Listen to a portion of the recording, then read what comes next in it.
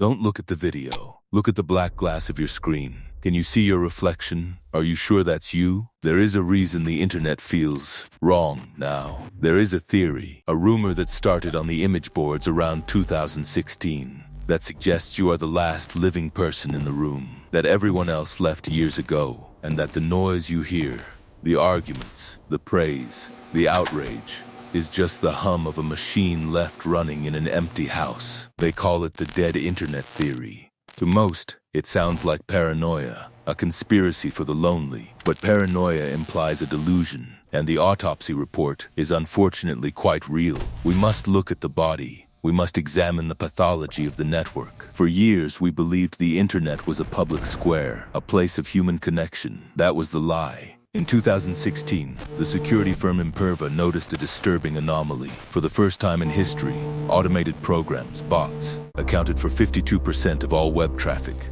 The machines had already outnumbered us almost a decade ago. We ignored it. We called it traffic. But by 2024, the rot had systematized. Some estimates place bad bots, malicious parasitic code, at nearly half of all internet existence. Consider that. Half of everything you perceive online isn't a person. It is a hallucination generated by a script. And what are they building? A landfill. We have witnessed the rise of slop, deities made of shrimp, soap operas generated by algorithms to paralyze the minds of children. It is content stripped of intent, devoid of soul. These are not creations. They are waste products.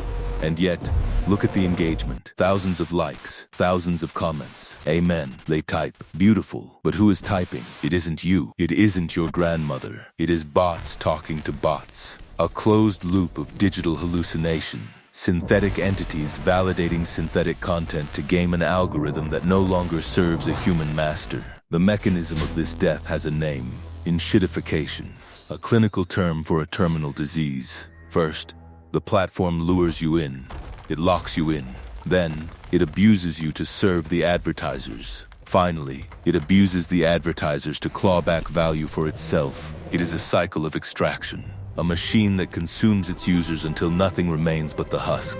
And here is the twist, the true horror of Inquoria. If the internet is dead, if the public square is empty, and if we spend our lives here, in this digital necropolis, then what are we? I hate texting. I hate texting. Thousands of accounts, posting the exact same phrase, like a hive mind or a broken record. Are they bots? Or are they humans who have forgotten how to speak? Does it matter? We are experiencing model collapse. As the web fills with AI-generated noise, the AI begins to train on itself.